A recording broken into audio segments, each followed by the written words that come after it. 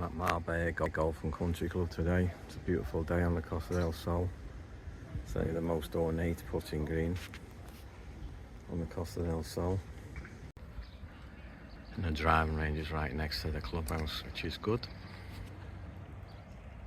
So here's the card, 5,551 metres off the yellow tees, which is 6,106 yards. Plenty when you're on holiday.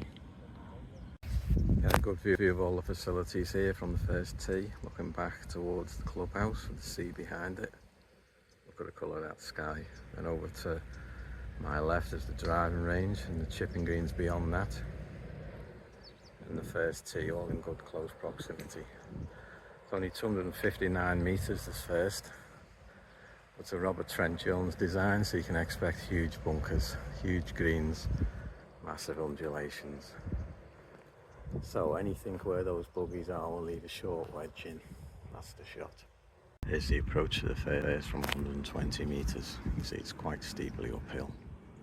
My ball fortunately is another 60 metres on, leaving me a short wedge. So there's the view from the second tee. It's a beautiful looking hole. It's a par 5, dog leg up the hill. So you need to hit one over the car path, past that tree, and then you turn left up the hill. It's 435 metres, which is about 475 yards.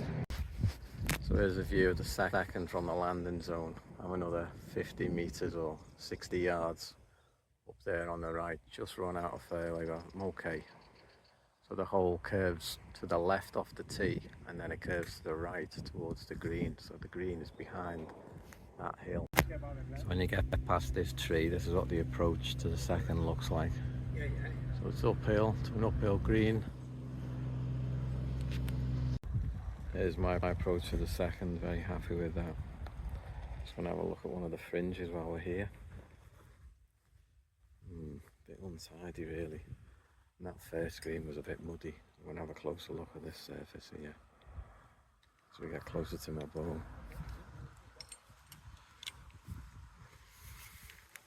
Certainly better than the first. Here's a view from the third tee. Downhill, we're about 10 metres above the green here. Water in front, into a slight breeze. It's measuring 120 metres.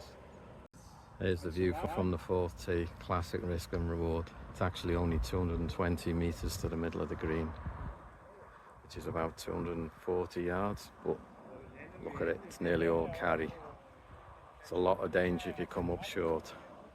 So a lot of people will bail out towards that pylon there on the left. So a decent one, it's a little bit short. The green 35 metres to the flag, it's about 39 yards.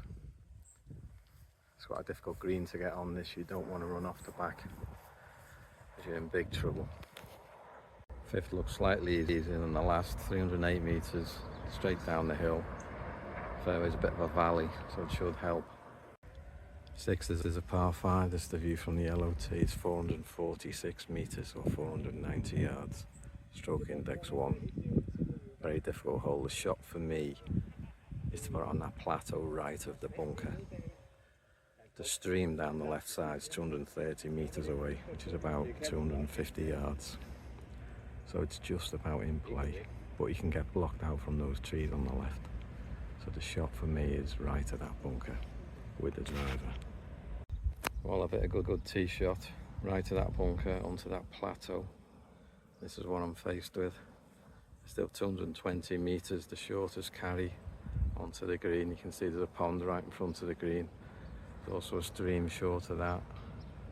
So for me, it's a layup. As close as that pond I can get to without going in it. It's going to be about 160 metre shot. So I needn't have feared that stream before the pond. It's actually dry. And I laid up before that stream.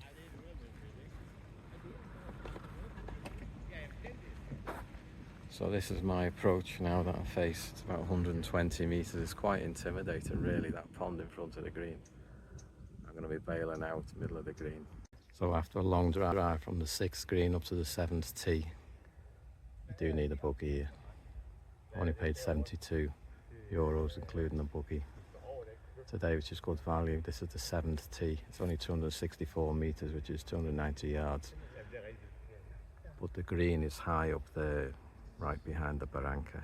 So there's a tactical shot at a long iron or a hybrid, about 160 metres, 180 yards, and then leave yourself a full wedge in. So I've got a good 6-iron up the hill. This is a view I've left myself. Still about 140 metres, which is a bit further than I wanted, to the flag. But it's an opportunity to look at some of the quality of the fairways. This is not untypical. They're not brilliant. The view from the 8th tee, it's only 324 metres. But it's downhill by 30-40 metres by the look of it. Trees everywhere. If I find this tee shot again, I'll have done well. The view from the 10th tee, it's 292 metres, which is about 320 yards, dogleg left.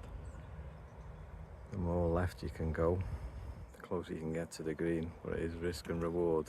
So I think the shot is straight at that tall, thin fir tree, or that block of flats which is in the distance there. So my approach to the 10th, 103 metres, which is about 110 yards. The green's raised. It's long and narrow, it's quite difficult to get on this green. So you've heard of self-fulfilling prophecies, haven't you? So I've gone slightly long there, gives me an opportunity to look at the fringe though. They're not fringes you can put through, that's for sure.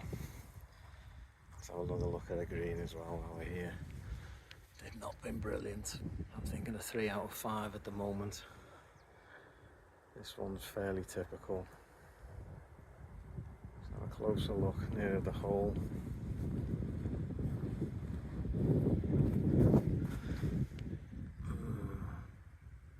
Much more open on this side. This is the 12th tee, 360 metres, which is 400 yards, but you need to belt one at that marker post. You can get up onto the flat bit, you'll get an easier approach shot. So I made it to the end of that plateau with a good drive. Let's have a look at all the fairways, another one. A bit patchy really. There's the approach in. There's a hazard short left, so I'll take plenty of club. So this is the 13th par 5. It's 440 metres today from where the tees are, which is about 484 yards. There is a big pond on the left side. It's 215 metres to that pond, which is about 240 yards, slightly into the breeze, so I don't think I need to worry about it. I'm going to hit driver. While we're here though, let's have a look at the quality of the tees. This is pretty typical actually. And this is a driver or a fairway wood tee, this par 5. You need to move the markers a bit more often, I think, because there's plenty of grass on some of the other tees. This is looking back towards the tee. This is the landing zone for your second shot. It's actually quite wide on the right hand side. There's a lot more space here than you think. I've hit my ball here, laid up. Left myself about 100 metres into the flag, which is a nice full gap wedge for me. See the green over the pond. Can't be short here. So I've had a good approach to the 13th. It's an opportunity to have a look at this green. Not great. 15th is a short par 4, dog leg right. There's a pond to carry right in front of me there. It's about 170 metre carry over that corner, which is about 190 odd yards. And you can see the uphill to the green. My ball's over there, left edge of the fairway. So an opportunity to look at the green side bunkers. Sand looks nice, they're well raked. A bit unkempt around the edges still. Look here.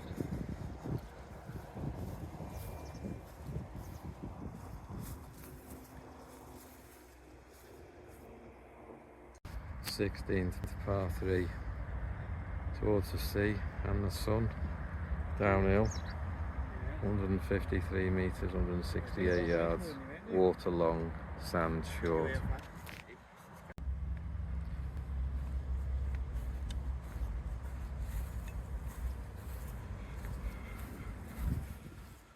So just having a look at the second bunker now, second greenside bunker.